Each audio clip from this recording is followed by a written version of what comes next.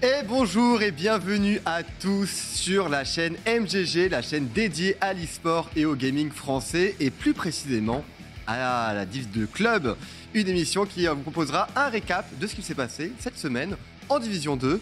Je serai accompagné évidemment de deux beaux gosses avec beaucoup de talent. Nox, à ma gauche, comment vas-tu ? Écoute, ça va, je suis très contente d'être avec vous aujourd'hui pour reparler de la Div 2. La première semaine était incroyable, donc c'est trop bien.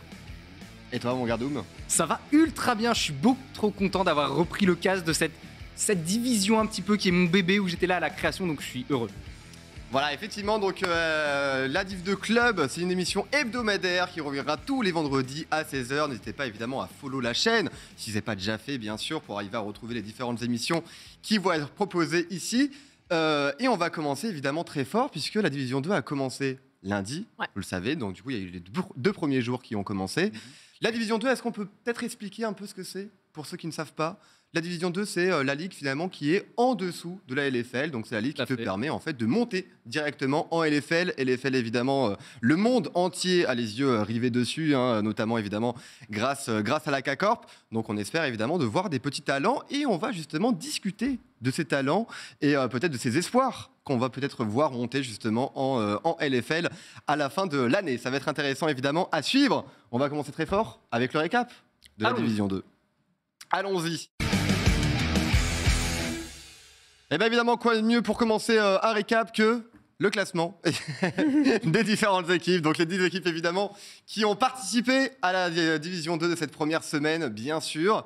On va avoir le récap qui s'affiche. Voilà, 3 équipes actuellement à 2-0. Athletech, Easy, TPA, Joblife, Lily Sport, MCES, PCS ensuite et en dernier, comment il dit déjà Croc Genius. Je cherchais l'expression de Croc, la lumière, la lanterne rouge, Big Genius, Bekarog et évidemment FC Nantes, une grande surprise à tous, je pense, de les voir à 0-2. C'est vraiment très très surprenant. En tout cas, j'espère que sur le chat vous allez très très bien. On le rappelle évidemment, n'hésitez pas à follow. Vous voulez pas perdre une miette de ce qui se passe évidemment sur cette chaîne. Et on enchaîne du coup sur le premier match, Easy contre Bekarog. Il y a eu une très bonne game finalement de la part de Bekarog, surtout au début. Et après, ils ont fait Ulscale par Easy, mais je vais laisser évidemment Gardoum en parler. On sait bien que c'est l'ambassadeur. Ça a été annoncé. Tout à fait, effectivement, ambassadeur Bekarog. J'étais très heureux de voir cette game. Le premier jour était un peu compliqué pour Bekarog. Deuxième jour, une draft super agressive, un KLM sur un Renekton exceptionnel. Et on se retrouve avec une game qui avance bien pour les Bekarog. Vraiment, ils progressent bien dans la game, prennent tous les objectifs. Ils ont même le Chemtech Drake en Soul. Ce qui veut dire que c'est des zombies, ils ressuscitent, tout va bien. Seul problème, en face, il y a un Vladimir qui scale et il y a ce Kennen de JDG et l'ensemble de ces deux pics, majoritairement mais pas que, évidemment, les ont mis mal, tout simplement. Parce que tu as une draft qui est très forte côté Bekarog, tu as une draft agressive, tu en profites, tu en abuses. Le seul problème, c'est qu'arrive le moment où tu ne peux plus gérer ce Vlad, tu ne peux plus gérer cette combinaison Vlad-Kennen qui, pour moi, étaient vraiment les deux artisans de la victoire d'Easy Dream. Il y a Diesel aussi qui était absolument impartial sur son positionnement avec son jean. Il s'est jamais fait avoir, il était toujours en position de DPS et mine de rien, c'est lui qui a créé l'espace, parce que Jean, ça crée de l'espace et c'est lui qui a permis de créer de l'espace pour le Vlad et le Kennen, pour qu'ils puissent trouver des opportunités d'entrée. Et c'était vraiment juste un super jeu d'équipe et individuel. Ah, mais j'étais triste, moi, de voir la défaite Bekarog. Pour le coup, ils ont tellement bien joué toute cette game et tout, les teamfights qui étaient trop bien joués. On se disait, waouh, c'est exceptionnel par rapport à leur game de la journée précédente. J'étais impressionné, mais ils reviendront plus fort la prochaine fois. Ça veut dire qu'il y a un axe d'amélioration aussi pour les Bekarog, donc c'est rempli d'espoir. Ils sont prometteurs. Ils sont prometteurs. Wink, nono. Effectivement, ils sont prometteurs. Donc ça va être intéressant en tout cas de les suivre. Je pense qu'on va avoir globalement une Division 2 quand même qui est assez serrée. Ce fight, il fait tellement mal. Incroyable. Ce fight là, c'est vraiment difficile parce que ils font tomber tout le monde, puis ils refont tomber les zombies. Et c'est notamment sur ce fight où Diesel m'a marqué sur son positionnement, c'est qu'il est au bout de cette corniche et jamais personne ne l'atteint. Il est inatteignable et il a DPS de manière constante. Ouais, c'est pas suffisant. Il faut être meilleur. C'est exactement ça. Pour la prochaine fois. On va passer du coup à la suite. Par contre, un match qui était très intéressant, c'était Joblife contre TPA. Alors pourquoi c'est très intéressant? Pour parler rapidement évidemment des deux équipes, c'est que Joblife, c'est une équipe évidemment, elle a fait parler d'elle. Franchement, pour tous les joueurs en fait qu'ils ont recrutés, quand tu vois Manati, juste pour citer que lui en fait, finalement qui est aussi très très connu dans le milieu, qui a participé à la LFL, etc., etc. et ben ils sont fait dépasser par TPA. Ouais, c'était inattendu, clairement. Il y a des joueurs LFL tiers, tu l'as dit, Mathias Silem et tout, t'es dans une équipe, vraiment, tu te dis que Job Life, normalement, c'est le haut de tableau qui est visé. Ils ont recruté des joueurs pour ça, ils sont formés pour. C'est censé être des monstres, des titans. Et finalement, ils s'inclinent face à une équipe de débutants complets. On rappelle que TPAA, la Tony Parker Adequate Academy, c'est l'équipe académique de LDLC qui est là pour former de futurs professionnels, donc un peu un côté e-sport études. Et cette équipe, avec certains joueurs qui n'avaient jamais joué en team, a battu les JL, qui est une équipe de full mecs expérimentés. Et je trouve ça extrêmement impressionnant parce que les TPA, ils ont été précis dans leur façon de jouer et très méticuleux. Surtout que la veille, TPA, ils sortaient d'un match vraiment pas facile face à Bekarok, d'ailleurs, je crois. C'était Lille Sport. Lille Sport, pardon. Ouais. Qui était hyper accroché, c'était très très long. La game a été très longue, ils ont perdu des tourelles d'inhibiteurs, ils ont réussi à revenir. Vraiment, la game était hyper accrochée et TPA fait preuve de beaucoup de résilience et de sang-froid. Et comme tu le disais, avec une équipe de rookies, c'est pas évident de savoir faire preuve de sang-froid, de pas céder à la panique et d'être capable de tenir comme ça. Donc vraiment très très encourageant. Mais c'est là où je pense qu'il faut faire un big up à Coach Kiki, qui a toujours fait un gros boulot avec les TPA. On les a vus l'année dernière quand ils ont grave step up après l'entre-deux split, pardonnez-moi. Oui. Et deuxième split, c'était exceptionnel. Là, pareil, Coach Kiki qui a l'air de faire des merveilles avec ses joueurs. Donc, gros big up à lui parce que si 2 années de suite ça fonctionne, c'est qu'il y est pour quelque chose. Après, c'est vrai que ça a l'air de marcher pour TPA, justement, de prendre un champion qui wave clear énormément au niveau de la mid lane. Nafkiela qui a joué Ziggs sur la première game. Journée, tout à fait. Vel'Koz sur la deuxième. Et ça lui réussit tellement bien. Oui, je suis très curieuse parce qu'il a été magistral sur ces deux premières games. Et ça reste du mage statique. Et pour l'instant, il a une méta qui lui convient. Mais si la méta change, est-ce qu'il va être capable de suivre? C'est une grande question. Est-ce qu'il est très bon sur ce pool de champ? Et que si la méta change, ça va être compliqué pour lui de suivre. C'est une vraie question que je me pose, donc j'ai hâte de voir les prochaines journées, parce que même si la méta va pas changer tout de suite, il est possible qu'on tape un peu dans ce pool de champ pour les équipes qui vont les draft. La question, donc, est-ce qu'il a une piscine de champions ou est-ce qu'au contraire un pédiluve? Eh ben écoute, on aura l'occasion de le voir tout au long de la saison, évidemment. Mais c'est prometteur. Enfin, à chaque fois, je trouve qu'il y a plein de petits joueurs, justement, c'est fou. Dans les équipes où tu te dis, ah, peut-être le prochain génie, ah, peut-être le prochain Faker. Est-ce que Nafkiela, c'est pas le futur Pac? Parce que Pac, à la base, c'était en Div 2. Il a roulé sur la Div 2. Il est arrivé en LFL. Il y a eu quelques déboires, mais on voit que mécaniquement, il était chaud. Il est toujours. On en reparlera après. Mais Nafkiela, est-ce que c'est pas le futur Pac? Peut-être. Un nouveau talon mid lane de la Div 2. On verra bien.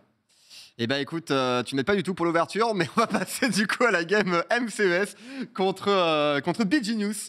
MCES, voilà, aussi une équipe qu'on attendait assez haut, finalement. Coach Glopo? Avec Coach Lopo, bien sûr, ancien coach de Gamer Origin.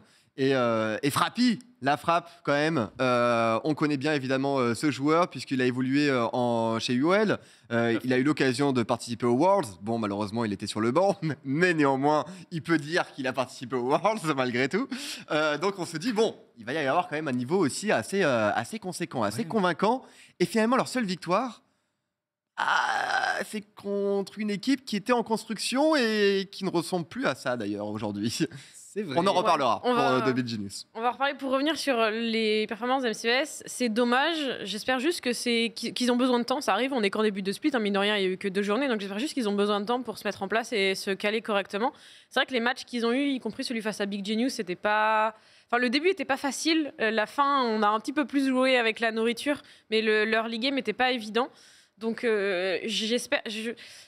Petit bémol, on va dire, mais une grande marge de progrès et les joueurs sont entourés donc de Glopo, on le disait, mais aussi de Eternity qui était déjà chez Géo avec Glopo. Oui, le porteur d'eau. C'est ça. Et du coup, voilà, ils sont très bien encadrés et je pense qu'ils ont une grande marge de progression. En tout cas, j'ai confiance en eux là-dessus. J'espère parce que c'est une équipe, moi, que je voyais turbo stomp les premières journées, un peu comme Oplon l'année dernière. Oplon l'année dernière, on le rappelle, c'était une équipe qui arrivait avec que des titans sur chacune des lanes, des joueurs un peu LFL tiers. Ils sont arrivés, ils ont tous stomp en début de split, Renekton, Nidalee, TF, ça marchait très bien. Et finalement, petit à petit, les autres équipes les ont rattrapés. Là, c'est un peu ce que j'attendais de MCES. Mais dès le début, ils se font avoir pour le premier match. Deuxième match, c'est mieux, mais toujours pas aussi parfait que ce qu'on attendait. J'attends de voir mieux. Eh bien, écoute, peut-être que mieux arrivera. On va passer du coup maintenant à une équipe qui a 2-0 actuellement, c'est Athletech. Athletech, excellente équipe. On a le seul joueur finalement qui est resté dans cette line-up, c'est Jujutu. Tout à fait. Mais voilà, ils ont fait 2-0 du coup cette semaine, pardon. Et notamment évidemment contre Bekarog où ils ont fait une partition parfaitement léchée. Je me sens attaqué. Désolé. Décidément Bekarog qui se font soit outscale, soit complètement stomp. Ouais. Ok, très bien. Parlons de cette première game de Bekarog. C'était effectivement la game du lundi. Et la draft Bekarog, rappelons-la tout de même, c'était une draft où il y avait GP top, Corki au niveau de la mid lane, Jinx Lulbot et un Xin jungle. Donc très peu d'options pour jouer agressif en early. Leur seule option efficace de la game, c'était potentiellement du wave clear. Et sinon, une phase de siège offensif intéressante avec du poke Corki GP. Le problème, c'est que pour faire ça, il faut être bien dans ta game pour pouvoir poke sous les tourelles. C'est pas ce qui est arrivé. Regardez la draft adverse. Juste un Horn déjà qui peut les turbo engage. T'as un Lee Sin qui a été assez monstrueux aussi. Et t'as cette combinaison qui est, bah les gars, vous voulez scale et vous voulez tranquillement prendre des teamfights, mais vous n'avez pas d'option d'engage, pas d'option de 10 engage quasiment. Le Xin Zhao et la Lulu ne sont pas suffisants à mon goût. Et je pense vraiment que la draft n'a pas aidé. Athletech a super bien joué leur côté agressif. Ils prenaient les fights quand ils le souhaitaient. Et effectivement, c'était une game, pour ne pas dire un stomp, une game compliquée pour les bunkers. Et toi alors, Nox, qu'est-ce que t'en penses? Un stomp ou game compliqué? C'était Dis les termes. une game un peu stomp quand même, je pense. En fait, c'est juste que tu parlais de la draft. Je pense que Athletech a été très smart sur sa draft. C'est qu'ils ont été chercher notamment ce Lee Sin qui permet de jouer bien plus vite et bien plus tôt que toute la composition en face. Et du coup, accompagné de ce Horn qui est très difficile à sortir en lane et qui du coup va pas craindre grand chose face à un GP et qui va avoir une vraie quantité une vraie capacité d'être utilitaire, c'est forcément hyper compliqué. Au-delà de ça, Athletech fait vraiment une super performance. Ils m'ont vraiment scotché, ils ont démarré hyper fort. On savait que c'était une équipe qui serait solide parce qu'ils sont là installés depuis un moment sur la Div 2 et le coaching staff a de mémoire pas hyper changé et du coup il a fait ses preuves aussi l'année dernière. Je pense notamment à Wadi qui est coach individuel que je connais particulièrement, c'était mon ancien co-caster, voilà, donc salut Wadi. Mais en vrai non, ils ont fait un énorme travail l'année dernière et ils sont sur la même lancée cette année, ils démarrent très fort, je trouve ça vraiment hyper cool. Et surtout... Top. On va finir, désolé, Gardum, je te coupe, mais il faut passer à la suite. Lille contre PCS, Lille eSport contre PCS, Lille qui a fait aussi une très belle prestation, et notamment Stormax avec son Lee Sin, qui a été vraiment incroyable. Je ne sais pas ce que vous en avez pensé, Nox. On en reparlera un petit peu plus tard, parce que je l'ai mis dans la line-up de la semaine, donc j'aurai le temps d'en parler. Laisse-nous la surprise. Eh bien écoutez, les amis, on va pouvoir passer au sujet numéro 2, qui est l'équipe type. Tout à fait. Et c'est vous, je crois, qui l'avez fait. L'équipe type, n'est-ce pas? C'est moi. Nox qui a géré tout ça. C'est Nox qui l'a construit. Et on parlait de Stormax, on va revenir un tout petit peu plus tard parce que avant j'aimerais qu'on parle de JDG qui est le top laner que j'ai sélectionné pour cette pour cette line-up de la semaine. Tout simplement, bon, pour la game qu'on a vue déjà avec son Kennen où il était capable avec son Vladimir de trouver des opportunités incroyables et aussi parce que il est à quasiment 50% de kill part de son équipe sur cette fin de première semaine, il est à quasiment 44. Donc c'est énorme et je trouve qu'un top laner qui a autant d'impact, quand on a vu tous ces horns et ce genre de choses dans les drafts, j'avais envie de mettre ça en valeur. J'ai quand même hésité un petit peu avec Westlander qui nous a sorti une game de Camille qui était vraiment monstrueuse, mais j'ai mis JDG parce qu'il a réussi à offrir la victoire à son équipe, chose que Westlander malheureusement n'a pas réussi à faire avec Camille. Et je pense qu'il est intéressant avec JDG aussi, c'est qu'il a évolué du coup sur Gragas et Kennen. Donc bon, évidemment ça aide au niveau des assists, bien sûr, mais c'est pas forcément des champions sur lesquels on le connaît. Alors sur Kennen, oui, on a eu l'occasion de le voir évoluer à maintes reprises dessus, pas toujours d'ailleurs avec succès l'année dernière, mais là cette fois-ci j'ai l'impression qu'il a réussi justement à recentrer un petit peu son gameplay, à trouver justement peut-être combler en tout cas les lacunes qu'il avait, et c'est vrai que ça a marché. Donc je suis curieux de voir justement quand il va jouer des champions qui maîtrisent davantage. Je pense bien sûr à son Gnar par exemple. Ouais, il y a le Gnar. Après, JDG, en fait, pour moi, c'est le bon top laner solide qui va toujours faire le taf en équipe, parce que Gragas reste dans une idée de top laner un peu contrôle. Et pour moi, c'est vraiment son champion de pool, un peu son playstyle. Et je le mettrais un petit peu en dessous, on va dire, par rapport à d'autres qui sont très mécaniques, un peu en dessous sur des champions genre Camille, Relia, etc. Il a vraiment un style qui marche bien au service de son équipe. Ok. Stormax maintenant. Exactement, justement. Notamment pour sa game de Lee Sin qu'il a fait, qui était absolument impériale. C'est une game sur laquelle il récupère le MVP. Il a aussi eu un très très bon Viego dans le match face à TPA. Et pour moi, il a vraiment fait une super performance. Donc je l'ai mis dans la line-up de la semaine. Mais j'ai encore une mention spéciale à Vichen, qui a fait une super semaine aussi, avec lequel j'ai vraiment eu des difficultés. Mais le Lee Sin qui ne meurt pas, c'était vraiment incroyable. Il a sorti une super game. Donc j'ai mis Stormax. Pour la mid lane, je sais que je vais me faire taper sur les doigts parce que je vois que le chat réclame énormément Pac, mais malheureusement j'ai mis Naf qui est là parce qu'il a fait cette game de Ziggs absolument impériale. À la fin de cette première semaine, il est en 16-0-20 au total sur ces deux KDA. Il est jamais mort. Ouais. Sur ces deux games, il est jamais mort. Il a quasiment 83% de kill part sur toute la semaine, 90 avec sa game de Ziggs. Il fait une semaine absolument impériale et je pouvais pas mettre quelqu'un d'autre en fait, malgré les très bonnes games de Pac. Hein. on s'entend. Il faut l'encourager, Naf, qui est là, en fait. Aussi. Il vient d'arriver, je pense que l'encouragement est complètement mérité. Là où Pac, on sait déjà que c'est un monstre, il nous a déjà montré que Turbo stompé, petit encouragement. C'est exactement ça, il est déjà établi, je pense que c'est bien de mettre en avant justement des joueurs qu'on connaît pas forcément et peut-être que ça peut apporter la lumière sur lui et pourquoi pas justement créer des surprises dans la rencontre contre Pac qui va arriver bien sûr un peu plus tard évidemment. J'ai hâte de match-up. Et la botlane, c'est la botlane Easy Dream, Diesel et Zoelis. Diesel, on en a déjà parlé de son positionnement notamment sur le Jhin, il a joué 2 Jhin, il a été vraiment très très bon, il a 13,5 de KDA sur son Jhin, c'est vraiment, il a fait une très très belle semaine. Et je l'ai accompagné de Zoelis. Alors on a beaucoup parlé de son blitz qui nous a fait rire, mais j'aimerais aussi mentionner sa game de Rakan sur lequel il était vraiment très pixel et aussi sur les progressions qu'il a pu avoir par rapport à l'année dernière. Et c'était aussi un petit positionnement d'encouragement parce que voir des joueurs progresser, la Div 2 c'est pour ça, c'est un tremplin pour aller en LFL, le voir encore plus loin. Donc j'avais envie d'encourager Stormax en le mettant dans cette line-up de la semaine. Eh ben écoute, une équipe très intéressante qu'on va essayer de suivre, hein. Beaucoup joueurs effectivement de d'Easy. On va voir justement s'ils vont réussir à s'améliorer et continuer sur cette lancée. En tout cas, on va passer maintenant aux plays de la semaine, mon cher Gardoum. Tout à fait, les plays de la semaine. Qu'est-ce que tu nous as préparé ? Alors, ça va être évidemment donc pour l'équipe un peu LFL ready, les plays un petit peu bien maîtrisés. C'était la game entre les JL et les TPAA parce que c'est une game qui a été méticuleuse de la part de la Tony Parker Adequate Academy. Tout simplement du début à la fin de la game au niveau du positionnement, de la gestion des teamfights, de la gestion des flanks. Bref, on va regarder ça ensemble parce qu'il y a un move qui commence vers les 18 minutes de jeu. Vous allez le voir. On a ici Willens qui va petit à petit TP en haut à droite. Donc là, les TPA sont en rouge. Et juste en haut à droite dans la jungle, il y a Willens qui arrive via le Drake. Et là, si on peut mettre pause rapidement, s'il vous plaît. Pas de pause. Yes, super. Si vous regardez bien, on a rapidement les TPA qui vont aller sauter sur Willens et son set pour le bloquer. Et les 3 autres TPA qui vont bloquer toute la team bleue qui voudrait arriver depuis la rivière vers l'entrée de jungle. On peut relancer la vidéo. Si vous regardez bien, ils vont être complètement lock. Pourquoi ?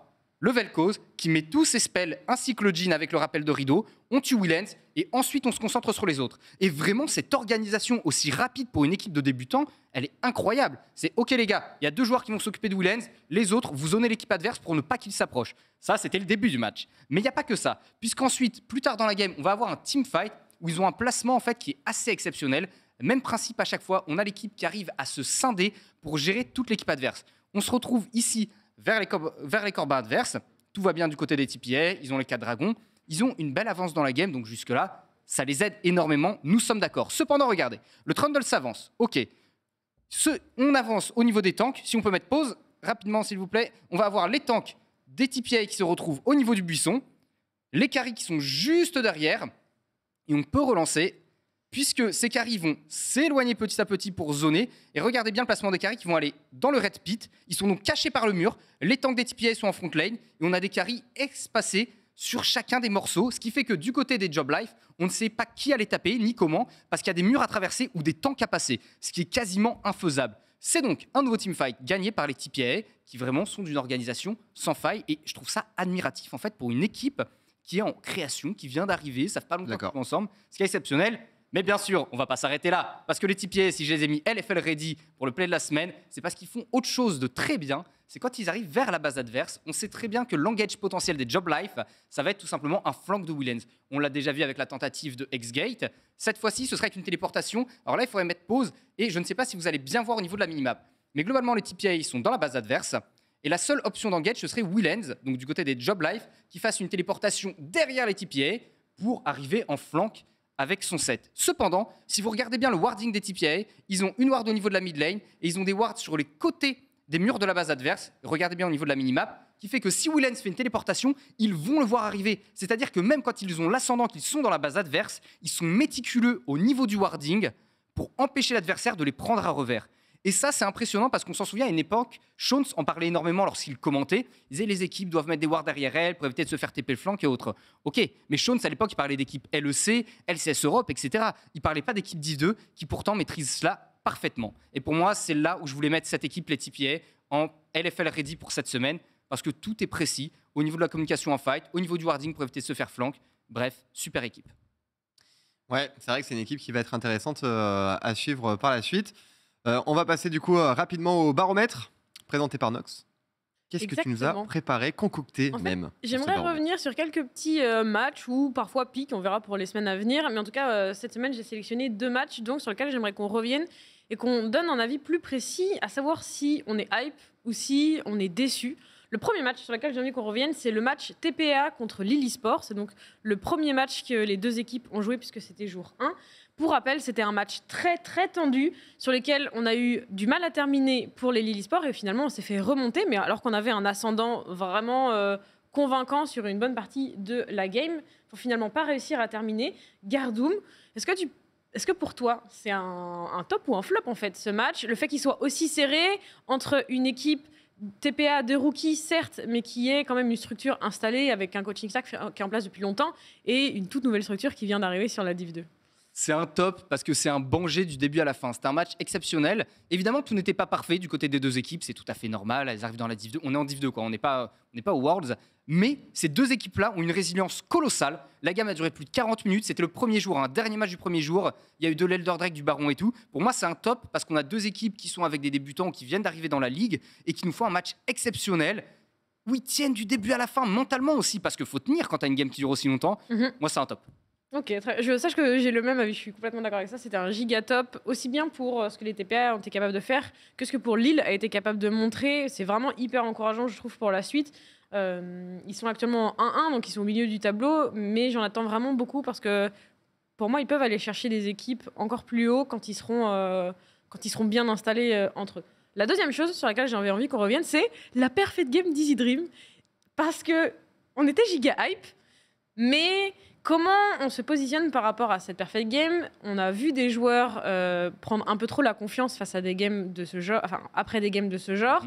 Ils sont en 2-0 actuellement. Ils ont pas stomp la deuxième, mais elle était vraiment, c'était rondement mené, on va dire. Donc cette démonstration de force, est-ce que ça nous hype ou est-ce que on peut avoir des inquiétudes pour la suite? Moi, ça me hype autant que les hauts plombs me hypaient l'année dernière. J'aime bien les équipes fortes dans toutes les ligues, j'aime bien les stomps, j'aime bien les finales de Worlds en 3-0. J'aime la virtuosité dans un domaine et une équipe qui maîtrise le jeu assez bien pour faire une perfect game. Moi, ça me plaît beaucoup. C'est en mode, ok les gars, pour l'instant, on est beaucoup plus fort que vous, ça veut dire que vous avez une marge de progression incroyable. Et nous, notre but, c'est de rester à ce niveau-là, même quand vous allez progresser. Et je trouve ça trop cool. Après, c'est les Beat Genius. Donc, évidemment, une équipe qui n'est pas attendue au top du classement pour le moment. C'est une équipe qui a beaucoup de progrès à faire. Mais ça n'empêche pas que ça veut dire qu'eux-mêmes maîtrisent le jeu assez bien pour que la mécanique des shutdowns qui arrivaient sur cette saison ne soit pas un problème. Et ça, je pense que c'est important. Je suis complètement d'accord avec ça. En fait, je pense qu'il va être intéressant aussi à suivre, c'est de voir si les équipes, justement, arrivent à avoir un énorme champion de pool, notamment du côté des midliners, parce que je ne sais pas si vous avez vu, justement, au niveau des différentes ligues, maintenant, il y a beaucoup de tanks qui font leur apparition au niveau de la midlane, notamment, justement, Tryndamere, qui a fait son apparition aussi dans les mains de Faker. Donc je pense que ça va être important justement d'arriver, parce qu'on sait bien en général que la division 2 se calque un petit peu sur ce qu'ils regardent justement ailleurs, ce qu'ils voient du côté du LEC, ce qu'ils voient éventuellement du côté de la Corée, voire même du côté de la Chine. Et donc du coup, voir s'ils arrivent justement à tenir la cadence d'un champion de pool intéressant, ou au contraire, si ils sont obligés de rester sur leur pic de prédilection. Donc je pense que ça va être une véritable question en réalité. Non, pour la suite. Je suis complètement d'accord avec ça, même si cette perfect game, elle était très cool à voir. Vraiment, c'était... Ouais. Je suis d'accord. Puis c'est pas évident d'arriver à faire une perfect game, franchement, sur League of Legends, quand t'as pas forcément l'expérience. C'était leur premier match en plus, je crois. Ouais, c'était le premier match, c'est jour 1, ils ont sorti une perfect game. Parce que les équipes de Division 2, justement, elles s'entraînent en fait contre les mêmes équipes de Division 2. Donc, c'est pas forcément des équipes justement qui ont beaucoup d'expérience ou en tout cas qui sont déjà installées, puisqu'on sait évidemment que toutes les équipes ont été en reconstruction. Finalement, il y a aucune équipe qui est restée la même. Donc, du coup, c'est vrai que c'est assez impressionnant. Normalement, tu as toujours tendance justement à lâcher une petite tour parce que tu vas pas faire attention justement à split push ou à laisser un petit camarade mourir un peu loin. Mais là, c'est vrai que quand c'est clean comme ça, écoute, c'est absolument parfait. On va passer en tout cas à la suite du programme, mesdames et messieurs, puisqu'on va passer maintenant au focus, bien sûr. Et donc voilà, le focus, on va parler des équipes prometteuses qui arrivent. Donc on a eu l'occasion évidemment de discuter des différentes équipes qui sont présentes en Division 2. Je pense qu'on a déjà mis l'accent évidemment sur beaucoup d'équipes. On va tout de même revenir dessus un petit peu et on va commencer peut-être par le roster de Athletech. Oui, le roster Athletech, moi, il me plaît bien. Il y a le retour Jujutu et Laz. Déjà, c'est une chose, on les a connus du côté de la K-Corp au début de la Division 2. Vous le savez, à l'époque, c'était Karmine Corp, c'était Kameto Corp, ça a évolué en Karmine Corp. Il y a Pac au niveau de la mid lane, qui était un monstre de la Div 2, qui était passé en LFL. Vitchen, qu'on avait connu dans quelques équipes aussi. Draptix, qui est celui que je vais connaître le moins, clairement, mais ça n'empêche pas qu'on a une équipe de tueurs qui actuellement ont tué leurs 2 journées du côté de la Division 2. C'est un peu ce que j'attendais d'eux, qu'on soit d'accord. Il faut savoir aussi que Jujutu est un mec qui joue encore et toujours Lucian au niveau de la botlane. C'est un peu méta maintenant avec la Nami, mais ça ne l'était plus. Et même quand ça ne l'était plus, il faut le Luban. Ouais, c'est une équipe effectivement très intéressante et je pense ce qu'on peut souligner aussi, évidemment la présence de Pac, bien sûr, qui est quand même un joueur qui est très connu et qui est très très bon mécaniquement, mais c'est aussi la synergie qu'il arrive à créer finalement avec Vichen. Je sais pas si tu as un mot dessus, Nox. J'ai déjà mentionné un peu Vichen, mais c'est vrai qu'il a fait des super games et il a vraiment été disponible pour mettre Pac dans les meilleures dans les meilleures conditions possibles. Je me souviens d'une game où, alors ça doit être la game où il joue Viego d'ailleurs, et Pac joue Vex. Et vraiment, le Viego passe 2-3 fois pour faire flash l'adversaire, trouver un kill, trouver un stun, ce genre de choses. Et ça réussit à mettre Pac suffisamment bien dans sa game pour que lui puisse dérouler son jeu ensuite. Et c'est vrai que leur synergie, elle est vraiment très importante, je pense, parce que dans des games où ça peut être difficile un petit peu pour Pac, où le match-up n'est pas forcément à son avantage, c'est important de savoir qu'il n'est pas tout seul et qu'il n'est pas là à solo carry son équipe. Non, c'est une équipe qui, au global, est prometteuse parce que Pac est là et en plus il a l'expérience, tu l'as dit, de la LFL, donc c'est-à-dire qu'il a des choses à apporter à son équipe, parce que la synergie avec son jungler se passe bien, parce que Draptix a montré des choses très encourageantes, notamment ce solo kill sur le top side avec son Gnar, avec un super flash. C'était vraiment incroyable. Et cette bot lane, on a revu l'ES de Jujutu et c'était absolument incroyable. Il est hyper précis. On a un roster qui individuellement fonctionne et qui a l'air de très bien communiquer. Et c'est pour ça que pour moi, ils sont prometteurs. Et Pac, la première journée, il a fait 50% des dégâts de son équipe, me semble-t-il. Avec le Victor. Ce qui est juste colossal comme truc. Le joueur est fort, mais il n'est pas seul. Et je pense que c'est important de le préciser, le fait qu'il ne soit pas seul. Ouais. C'est une équipe de titans. Et j'ai hâte de voir, moi, c'est les matchs Easy Dream Athletech, des trucs comme ça, quoi. Une fois que tu auras toutes les équipes qui vont être à 2-0, 3-0, 4-0, 5-0, si ça arrive, et qu'on aura finalement une match pour les départager. Alors je crois que les matchs sont dans pas si longtemps que ça, donc je ne sais pas si on aura l'occasion d'arriver si loin, parce qu'il me semble que la semaine prochaine, toutes les équipes qui sont actuellement en 2-0 se rencontrent. Ah, ça donc va en fait, c'est-à-dire que on va vite forcément avoir les premières défaites pour certaines équipes. Il faudra revoir au moment du planning, mais il me semble que quasiment toutes les équipes qui sont 2-0 se rencontrent. La semaine prochaine va être intéressante au niveau des résultats, c'est sûr. C'est ça. Je crois que c'est TPA qui rencontre et Easy Dream et Athletech la même semaine. Je crois que c'est ça. Et bien justement, en parlant de TPA, on va les présenter parce que c'est aussi une équipe qui est extrêmement prometteuse, évidemment.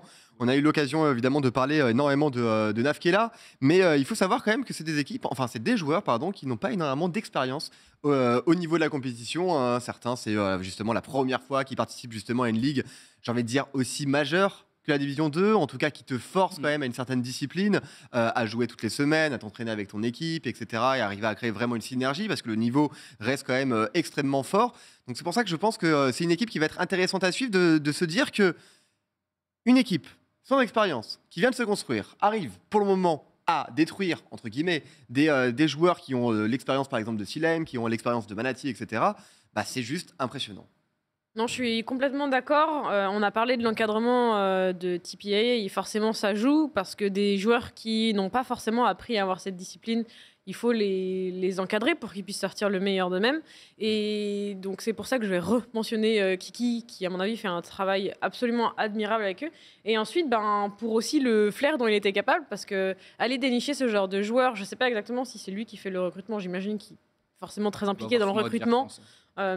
Pour aller chercher ce joueur dont on n'a quasiment jamais entendu parler et dont les talents sont clairement indéniables de ce qu'on a vu. Et en plus de ça, d'être capable de les organiser si vite, comme Gardoum l'a mentionné tout à l'heure, c'est une vraie performance. Alors bien évidemment, il n'y a pas que lui qui doit récolter les lauriers, mais il ne faut vraiment pas sous-estimer, je pense, son travail et son impact, parce que c'est vraiment très important.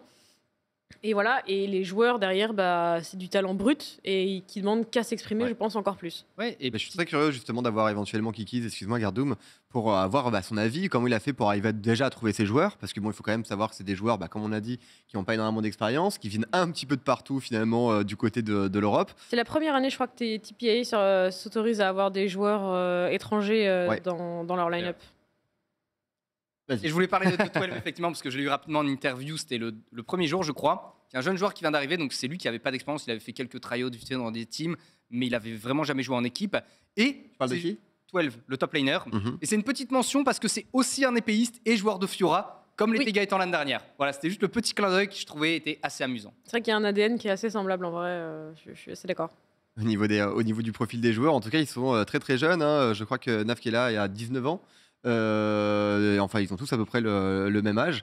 Donc c'est intéressant. Et donc du coup, oui, il y a juste en fait 2 joueurs chez eux qui ont de l'expérience. Bah, c'est justement Nafkela qui a un peu participé justement dans quelques ligues et Obstinatus aussi. Mais voilà, sinon, enfin bref, c'est une équipe en construction. On a hâte évidemment de voir ce qu'ils vont nous proposer. On va parler, par contre, vous avez parlé des JL et je pense que c'est important évidemment. C'est aussi une équipe prometteuse, bien entendu, les Job Life.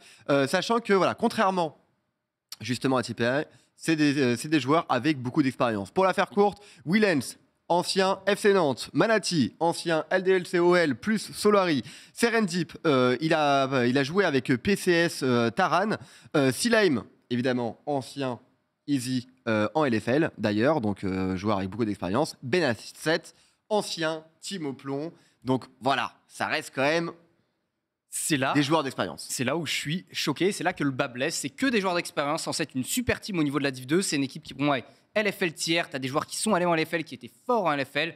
Silem, en tout cas, c'est vraiment démarqué en LFL. Manathieu, il en est un peu plus compliqué, mais ça n'empêche pas qu'on sait que c'est un très bon joueur qui atteint le High Rank Challenger et tout. Donc, je m'attendais à mieux de cette équipe. Et vraiment, je pense que c'est peut-être une question de stress, d'ego et tout. On sait que les super teams ont parfois du mal à fonctionner. Du côté de la Corée, ça fonctionne bien. En Europe, pas toujours. On a eu le cas probablement Vitality du côté du LEC. En NA, ça marche bien. Misfit, il y a quelques années aussi. Hein. C'est vrai aussi, effectivement. Mais bon, ça marche en NA, Team Liquid, tout ça, vous savez, Bjergsen et tout. On en reparlera peut-être une autre fois. En tout cas, cette équipe-là, je m'attends un peu mieux, mais c'est pas toujours facile quand tu as 5 voix fortes qui ont l'XP de les faire fonctionner ensemble. Et à mon avis, c'est juste du temps dont ils ont besoin pour voir qui fait les calls, à quel moment, qui on écoute, comment on le fait. Parce que ces joueurs-là ont largement le talent requis pour être au top du classement. Maintenant, il faut juste que toutes les roues s'assemblent. Et on a vu que c'était possible. Hein. Sur leur première game, c'était vraiment très très propre. On avait vu pas mal en LFL Manati se jeter dans les jungles sans vision, sans soutien, ou dans des ganks qui n'étaient pas faisables. J'ai trouvé sur la première game, sur la première journée en tout cas, qu'il avait vraiment progressé, qu'il avait été capable de faire preuve de plus de sagesse, entre guillemets, oui.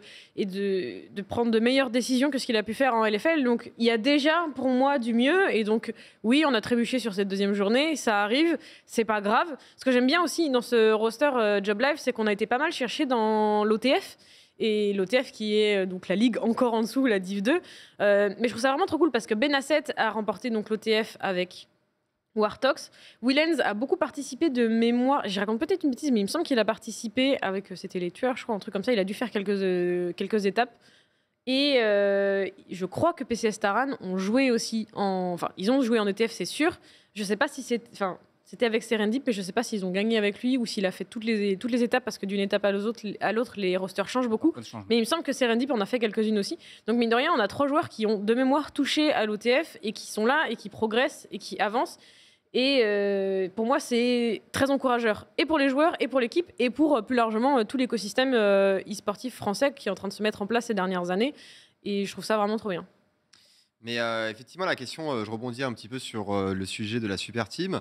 Il y a un film, Netflix, Le Stratège, évidemment, enfin qui est sur Netflix, qui est intéressant et qui parle dessus, justement, sur le sujet. Est-ce qu'il faut arriver à construire une équipe avec 5 monstres ou est-ce qu'au contraire, enfin 5 plus en l'occurrence. Les Chicago Bulls de l'époque, ça a eu l'air de fonctionner pendant plusieurs années. Ouais, ou est-ce qu'au contraire, il faut regarder plutôt les stats avec des joueurs voilà, qui sont peut-être pas excellents dans leur rôle, mais par contre qui ont des stats supérieures en termes d'agressivité, en termes de warding, en termes de contrôle, etc. etc. Donc écoute, on va peut-être avoir un élément de réponse par rapport à cette année, justement, si on peut mettre peut-être en opposition TPA contre Job Life. Est-ce que c'est pas un jeu auquel on peut se prêter un petit peu? L'expérience contre, on va dire, les rookies. L'avantage quand tu as 5 rookies, c'est que tu les formes à peu près comme tu veux selon le recrutement, les personnalités qu'ils ont, mais tu peux les former comme tu veux. Quand tu as 5 joueurs d'expérience, ils ont tous des XP différentes et il faut réussir à les emboîter, ce qui n'est pas facile. Tu dois changer un peu leur forme pour qu'ils rentrent dans toutes les mêmes cases et qu'ils forment la même boîte. Exactement, et je pense qu'on va pouvoir rebondir d'ailleurs dessus en parlant de Easy maintenant, parce que c'est aussi une équipe quand même avec pas mal d'expérience. Sur la top lane, bien sûr, on a JDG, Notley, Roison, Diesel et Zoelis. Zoelis, évidemment, ancien joueur de chez Solari. Merci.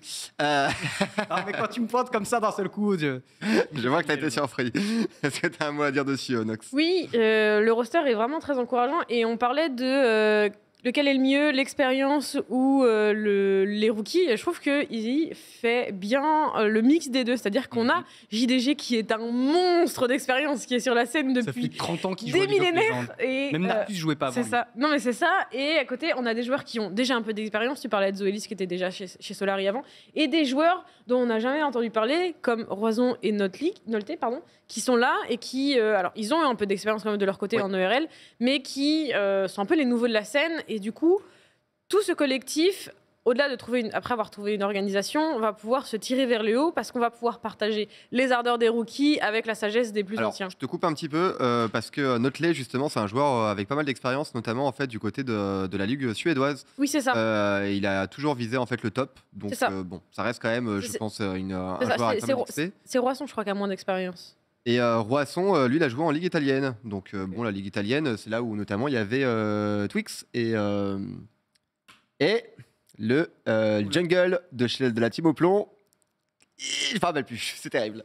L'année dernière. Tu me perturbes quand tu me pointes comme ça. Attends, il y avait parce que c'est toi qui as commenté avec moi. Mais oui, non, mais c'était tout le temps la jungle et tout. Twist et. Non, mais c'est terrible, j'ai un trou. C'est les deux qui sont venus ensemble en plus dans l'équipe au niveau du deuxième split. Deux Suédois, voilà. C'était Twist et Yike. Ah ouais, Twist et Yike, exactement. Twist et Yike. Donc du coup, deux joueurs justement suédois qui avaient évolué en ligue italienne, qui ont été recrutés du coup par la team au plomb. Et après, on connaît la performance incroyable qu'ils ont fait. C'est quand même notamment grâce à eux que la team au plomb. Toi, en fait et en LFL, si, mais écoute, comme ils nous ont trahis, je les ai oubliés. Non, pour terminer, je mentionnerais que au coaching staff, c'est Erost qui est passé du coup coach et qui du coup finira par affronter son mentor Glopo dans la saison. Donc c'est très cool. C'est très cool de voir que Erost aussi progresse en tant que coach. Il était coach de Geo Academy et il travaillait avec Glopo. Là maintenant, de mémoire, il est tout seul, je crois, même s'il a forcément un manager. De mémoire, il me semble qu'il est tout seul. Donc ça grandit aussi du côté des coaching staff. C'est vraiment très très cool de voir ça. Et Easy, la line-up est clairement designée pour reprendre sa revanche en LFL et ils l'ont montré cette première semaine. C'est ce qu'ils ont envie d'aller chercher. Ouais, clairement. Et du coup, il nous manquait une équipe finalement pour mettre une équipe prometteuse et on a pensé à Lille Esport. Gardoum, qu'est-ce que tu penses toi, de Lille Esport justement avec Westlander, Stormax, Alan, Rift et Emdal? C'est aussi finalement il y a des joueurs aussi avec un peu d'expérience. Stormax évidemment on connaît un petit peu le talent du joueur. On connaît bien sûr Rift aussi, Emdal aussi qui a évolué quand même en Prime League. Je pense que voilà, on peut. En fait, s'il y avait vraiment une ligue à qui on peut faire un clin d'œil à chaque fois. En dessous de la division 2, j'ai envie de dire, c'est quand même la Ligue allemande. Oui, et souvent d'ailleurs, alors c'est Jujutu qui en interview me disait que dans leur équipe Athletech, ils faisaient souvent des scrims face aux équipes de Div 1 des autres ERL. Voilà, à noter. Après, pour revenir rapidement à cette équipe, en fait, moi j'aime bien au niveau de la top lane Westlander. Pourquoi ? Parce qu'il a joué Camille dès le début. C'est un mec qui va jouer des pics carry. Et bon, ça c'est juste une question de goût particulier. Mais j'apprécie quand des joueurs comme ça osent prendre les devants au niveau des équipes et se mettent pas que au service de la team. Ça veut dire qu'il y a des choses à proposer dans l'équipe et pas qu'au niveau de la top lane, bien sûr, sur les autres lanes aussi. On a un petit mélange d'expérience. Pas des joueurs qui ont 30 ans d'XP ni rien, mais des joueurs qui étaient quand même plutôt bons, qui ont progressé, qui peuvent maintenant changer leur rôle, qui avant étaient en train de s'abreuver de connaissances et qui maintenant vont pouvoir les répandre, accompagnés de petites frappes à chacun des rôles de petits talents individuels, et je pense que ça peut faire une espèce de mid-check vachement bon. Et toi, un avis justement sur Je suis complètement d'accord. J'ai trouvé qu'ils ont fait des performances très encourageantes sur cette première semaine. C'est pas l'équipe dont j'attendais beaucoup de choses aussitôt. C'est-à-dire que c'est vraiment une équipe avec qui j'avais envie de laisser le temps de se construire et de s'organiser, parce que ça fait partie des nouvelles structures qui viennent d'arriver. Et j'ai trouvé qu'ils ont vraiment eu des premières journées très très convaincantes. Pour preuve, ils sont en 1-1 et le match qu'ils ont perdu était vraiment très accroché. Donc, pour moi, c'est la définition même de prometteur en fait. Et j'ai hâte de voir comment ils vont évoluer sur la suite. Ouais, l'e-sport, je pense que ça va être intéressant à suivre. Est-ce qu'on peut juste présenter rapidement du côté de la régie la line-up du FC Nantes ? Parce que je pense que c'est intéressant de mettre le FC Nantes en avant. Pourquoi ? Pour une raison très simple, c'est que l'année dernière, quand même, ils ont été extrêmement bons, deuxième du classement. Et là, c'est vrai qu'il y a Thésis au niveau de la mid lane, Philou, Dengel, Shox, Seminole. Shox, que j'ai rencontré d'ailleurs en solo queue, qui m'a saboté une game alors qu'il jouait Diana, pas bien. Je règle mes comptes aussi, hein, je me permets. Il y a quelqu'un sur le chat qui m'attaque en me disant ah, mais il est vraiment dur le mec du milieu.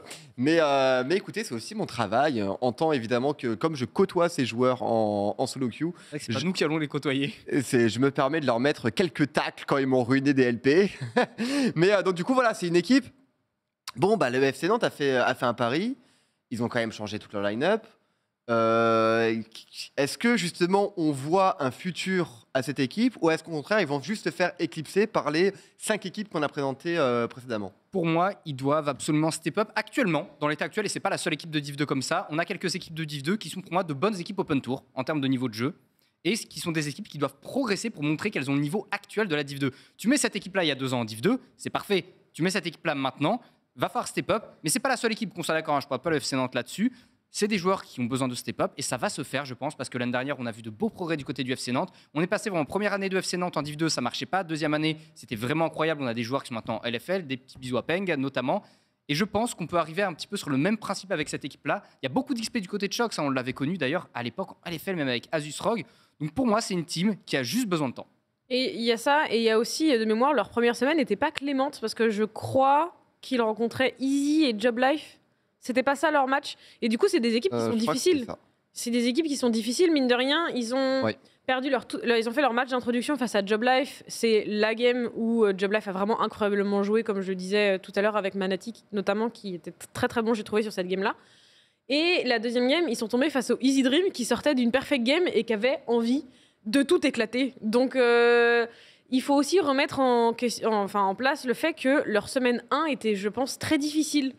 Et que du coup, le résultat est forcé que c'est pas reluisant pour l'instant, mais il y a des choses à prendre dans cette équipe et à voir sur cette deuxième semaine si le programme est un petit peu plus clément aussi. Eh bien écoute, comme j'aime beaucoup vous entendre parler justement de ces différentes équipes qu'on a en Division 2, j'aimerais bien qu'on continue un petit peu en présentant peut-être MCES. Je m'attendais pas à cette équipe-là. Zut, je m'attendais au Bocarog. Mais c'est ok. Ça arrive après, je le garde évidemment pour la fin, tu sais. Ah, merci. C'est la cerise sur le gâteau. Donc oui, passons rapidement du coup à MCES, parce que bon, aussi c'est une équipe, je pense, qui peut être prometteuse quand même. Alors pourquoi je pense... C'était Athletech, pardon. Mais pareil, c'est le même genre.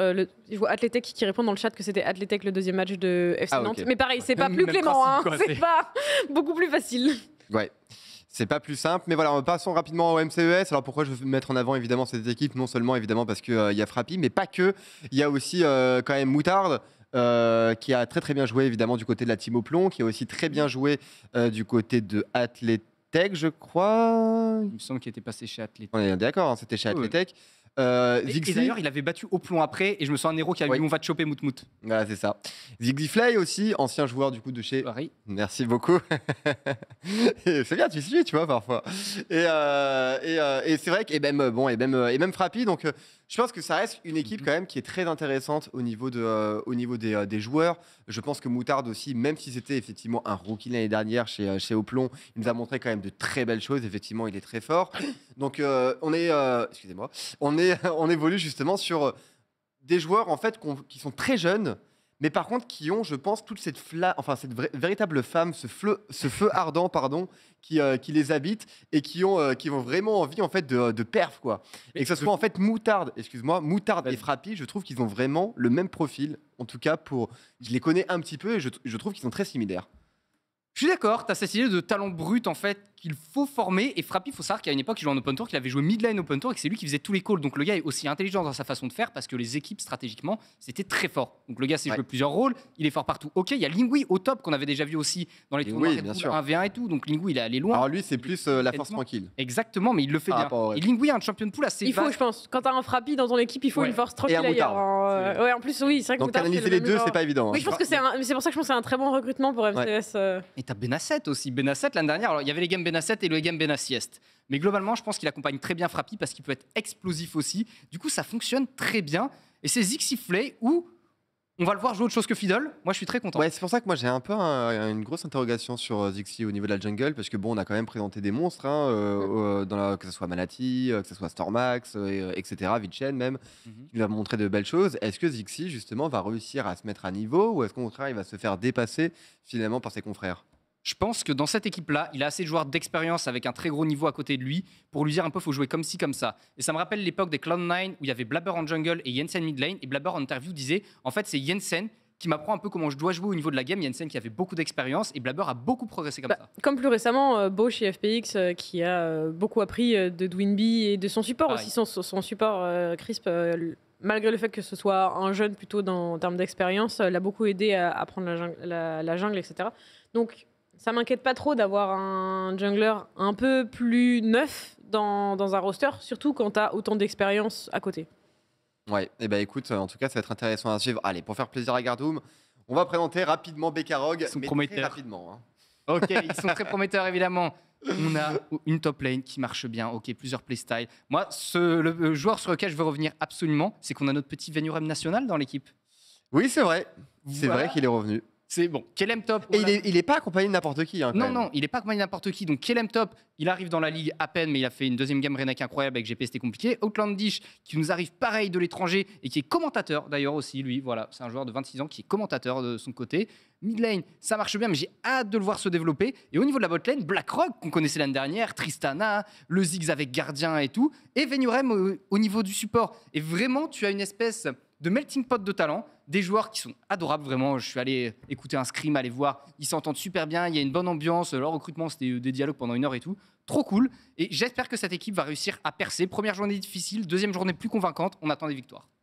Exactement. Allez, en tout cas, on va passer à la suite maintenant. Maintenant que, évidemment, Gardoum a eu son quart d'heure de gloire, enfin même sa minute de gloire, ses secondes de gloire. Mais effectivement, Bekarog, ça va être intéressant à suivre. On va passer par contre à une affaire, écoute, qui a frappé, j'ai envie de dire, Twitter Oui. ce début de semaine, enfin en milieu de semaine, mercredi, je crois que c'était hier, n'est-ce pas? C'est ça. Avant-hier. C'était crois que c'était ça. mercredi. Oui, c'est ça, c'est ça. Donc voilà, BG News, une équipe en fait qui a racheté le slot de GameWard. Et scandale, il y a des joueurs qui ont été remplacés après 2 jours de compétition. Ouais. Nox, tu vas en parler. Alors en fait, plus en détail, quand BG News a racheté le slot GameWard Academy, donc ils ont racheté le slot début janvier. Mais ce qu'il faut savoir, c'est que les rosters Div 2 sont lock le 15 décembre. C'est-à-dire que quand BG News a repris le slot GameWard, ils ont repris avec le staff et l'équipe, tout en clé en main en fait, parce que GameWard Academy était obligé de vendre son slot puisqu'il ne pouvait plus avoir, enfin, il n'y a plus de slot Academy autorisé en Div 2. Résultat, on se retrouve avec une structure qui débarque début janvier, avec une équipe qui a été formée, mais qui n'a peut-être pas eu autant... Je ne sais pas exactement s'ils ont eu autant de temps de scrim que les autres, etc. Quand tu es en train d'être vendu, je ne sais pas exactement comment ça se passe. Mais je pense que forcément, l'équipe en a pâti. On a appris qu'après le communiqué de BG News, qui donc a communiqué que Kido deviendrait titulaire et que Blio passerait remplaçant, ce sont les supports donc, qui échangent de place, et que Norwegian, lui, serait out et serait free agent à partir de cette semaine. Il y a eu différentes réactions. Il y a les gens qui comprennent, il y a les gens qui s'insurgent de faire ça si vite. On a eu quelques informations qui ont fuité, qui ont été partagées, comme quoi les scrims ne se passaient pas bien du tout, en fait, et que BG News visait très clairement la LFL et que les joueurs avaient été prévenus après le rachat de l'équipe qu'il pourrait y avoir des modifications faites très tôt dans l'année pour ne pas prendre de retard, entre guillemets, dans la course au point et au placement pour aller chercher les up and down de LFL. Voilà ce qui a été communiqué. Maintenant, c'est toujours difficile à encaisser quand tu es remplacé après 2 matchs pour Norvégienne, quand tu es un joueur comme ça, que tu démarres ton année pour faire tes preuves et que tu n'en as pas l'occasion, c'est forcément très frustrant. Mais d'un point de vue de structure, ça se comprend, surtout quand on a des objectifs aussi gros, parce que ce ne sera pas facile quand on voit à quel point la Div 2 est stack.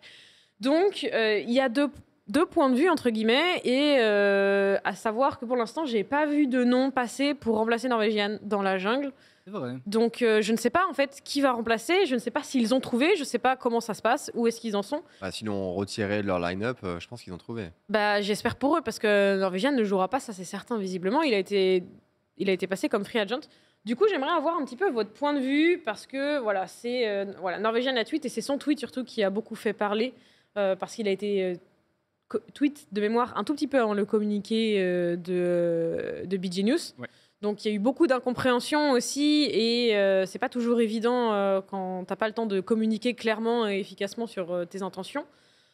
Donc voilà, qu'est-ce qui a fait le drama, quel est le contexte et les informations réelles au-delà de toutes les, réelles, véritables et qu'on a vues. Je serais curieuse vous d'avoir votre point de vue. Personnellement, je suis partagée, mais je comprends d'un point de vue de structure et de joueurs comment on peut encaisser cette nouvelle. Et du coup, vous en pensez quoi ? Il y a le point de vue en mode patron de structure. Tu arrives dans un milieu où tu as certaines exigences et tu te dis, nous, on va vouloir tel et tel joueur, mais les règles te disent, tu viens de racheter l'équipe, donc tu dois jouer avec les 5 joueurs qu'il y a. C'est-à-dire que même si tu veux changer les 5, tu n'as pas le droit avant les 2 premières journées. Il y a un règlement qui dit, voilà, il y a un roster qui est lock, tu vas devoir jouer ta première semaine avec. Donc en fait, dans la tête de BG News, c'était peut-être prévu de toute façon, même s'ils avaient voulu changer les 5 joueurs, c'était peut-être prévu les 5, 2, 3, peu importe. Et juste, ils étaient obligés de jouer avec les joueurs actuels sur la première semaine. Malheureusement pour les joueurs, c'est-à-dire que du côté joueur, c'est terrible en fait. Tu arrives, tu dis je vais jouer en Div 2, finalement tu joues plus en Div 2. Peu importe les perfs que tu as fait. Donc il y a un côté joueur qui est terrible à encaisser à mon avis et qui va être difficile après de se relever, va peut-être faire un open tour dans d'autres équipes. Bref, pas facile une fois que le mercato est déjà fait parce qu'il faut aussi penser à ça. Le mercato est déjà fait pour les équipes, donc pour retrouver des teams pour les joueurs, c'est dur. Et il y a la partie structure où il y a un côté logique, il y a la partie joueur qui est terrible. Exactement. Donc moi je suis assez d'accord avec toi, Gardoum. Il y a autre chose aussi, c'est qu'ils ont changé leur top laner après la date, parce qu'en fait le top laner qu'ils avaient de base dans leur roster, qui était lock, donc quand ils ont racheté le slot de Game One Academy, a finalement give up et en fait il est parti. Et donc là du coup ils ont eu l'autorisation de changer leur top laner puisqu'ils n'avaient plus de joueurs et que ce n'était pas de leur décision. Mais du coup il y a eu beaucoup d'incompréhension à partir de ça. La raison pour laquelle ils ont leur top laner actuel qui n'était pas celui dans le roster de base, c'est simplement que le top laner précédent a quitté la structure 2 jours avant le Media Day de mémoire. Donc quand tu te retrouves sans top laner, c'est un petit peu difficile. Mais voilà, après... c'est vrai qu'on a vu des équipes, y compris en Div 2 par exemple, Zephyr l'année dernière, où ça changeait régulièrement de joueurs. Et je pense qu'il y a une partie des personnes qui regardent la Div 2 qui n'ont pas envie de revoir ce manège de joueurs qui n'ont jamais le temps de s'installer, etc. Là, on a eu l'information qu'en Scrim, ça ne se passait vraiment pas bien. Et donc, on a décidé de prendre des décisions du côté de BG News. Mais il faut espérer aussi qu'on n'est pas sur un renouvellement constant de joueurs et peu de stabilité. Parce que je pense que sur des joueurs qui débutent, puisque dans la compétition, même si c'est pas toujours le cas, c'est un peu le principe de la Div 2 d'être une ligue d'entrée, de ne pas offrir de stabilité à tes joueurs, c'est un petit peu compliqué. C'est très compliqué, mais du coup c'est peut-être une bonne chose justement que BG News ait fait leur changement maintenant. Au moins ils peuvent justement arriver à trouver une stabilité et commencer d'ores et déjà à s'entraîner avec une line-up stable. En tout cas c'est tout ce qu'on leur souhaite et c'est ce qu'on souhaite effectivement aux joueurs qui restent en tout cas dans la structure. On va passer à la suite, mesdames et messieurs, on va passer au Dico LOL, une rubrique qui va plaire beaucoup à Gardoum. Le Dicolol, c'est quoi ? C'est tout simplement en fait une rubrique qui vous explique les différents mots de vocabulaire qu'on retrouve dans League of Legends, sur lesquels on n'est pas forcément familier parce que tout le monde ne joue pas à League of Legends. Je sais qu'il y a beaucoup évidemment de néophytes qui arrivent aussi bien grâce à la Kameto Corp que j'imagine avec Job Life aussi. Donc on va essayer de vous expliquer les différents termes que vous entendez et vous dites mais c'est quoi ? Ça veut dire quoi ça ? Ça veut dire quoi flank ? Ça veut dire quoi dive ? Et on va commencer d'ailleurs avec le mot flank, bien sûr.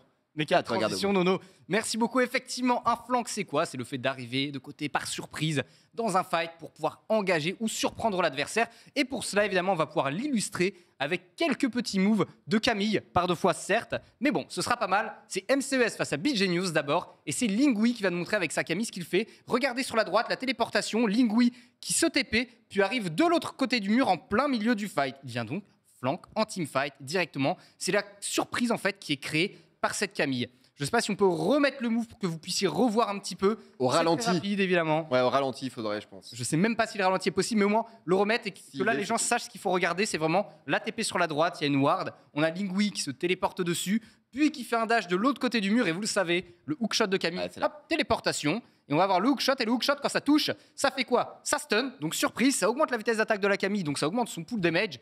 Bref, c'est une réussite parfaite. Du côté de qui ? De Lingui, évidemment. Mais bon, on le sait, le joueur a de l'expérience, le joueur est bon, le joueur est talentueux. C'est la technique du sandwich, en fait. C'est un peu ça. Tu collapses. 4 joueurs qui poussent. Mais collapse, c'est un autre mot, Nono. On le verra une semaine prochaine. C'est vrai qu'on le verra à un autre moment. Mais c'est aussi une très bonne technique de chasse. Tu pousses le gibier et après, hop, tu le flanques. Une très bonne technique de casse-croûte. Tu mets du jambon, tranche de pain, hop. Bref, tout marche pour illustrer ça, mais je crois que tu as un autre clip. Bien sûr, c'est encore une Camille cette fois-ci, vous allez pouvoir le constater. On repart dans le même principe, une Camille qui va arriver sur le côté d'un teamfight, bien sûr. L'idée, c'est toujours de gêner un petit peu l'adversaire, de le surprendre. Et cette fois-ci, ça va être Westlander avec sa Camille. On avance un petit peu dans la game, on ne sait pas trop ce qui se passe. On a une Camille évidemment qui est red side, vous le voyez en haut à droite de votre écran. Et là, il faut attendre, il faut trouver la bonne opportunité dans ce fight. Donc pour le moment, les joueurs se regardent, les équipes sont en chien de faïence sur qui va engage. Regardez en bas de votre écran, on a une Camille qui arrive. C'est-à-dire que vers la droite, au niveau de la mid lane, on a l'équipe des Lily Sport qui s'avance, qui perturbe un petit peu les TPA. Et d'un seul coup, par en dessous, près des Corbins, c'est Westlander qui arrive avec sa Camille pour créer la surprise et à partir de là, initier le fight à l'avantage et à l'initiative des Lily Sport. Si on peut remettre le move une deuxième fois, maintenant que vous savez où regarder, c'est important. On a en deux temps, vraiment. L'équipe des Lily Sport qui avance vers la mid lane pour un petit peu distraire leurs adversaires. Et Westlander qui profite de cette distraction pour arriver, tel le renard, caché, sauter sur l'adversaire et pouvoir attraper sa proie et créer la confusion. Ouais, exactement. Ça marche bien quand même. C'est toujours impressionnant en tout cas de voir un flank justement qui est bien mené avec un joli téléport.